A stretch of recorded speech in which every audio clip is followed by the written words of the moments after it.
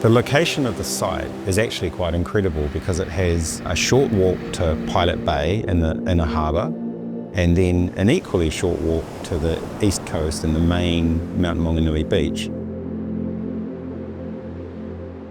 The site is a very irregular shape. It's a triangle, and the town planning meant that there was a very small area in which we could put a 2-level house. We've rubbed the corners off and made it quite shapely and, coastal, and there's a soft relationship to the Maunga and the soft forms of the local environment.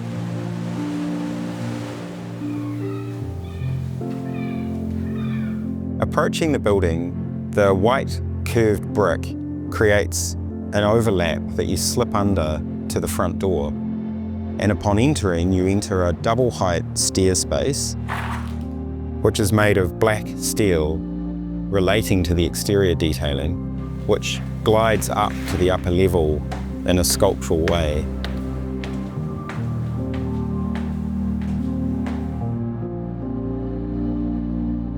The interior layout is based around a combined living dining kitchen.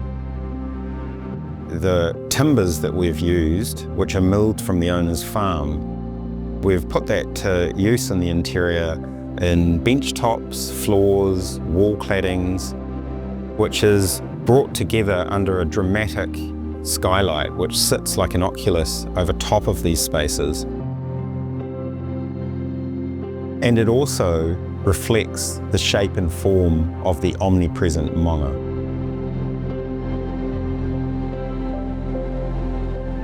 The goal of the materials for this house was to be extremely low maintenance, so the white brick is just that, but it also softly references the white sand beaches nearby.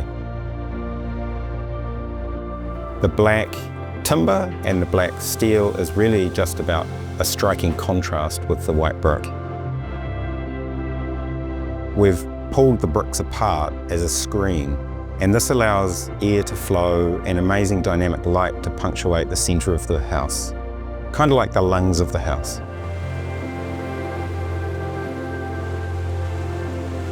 The way the house has become a stage for an evolving life for our clients and their kids and the grandkids is super satisfying.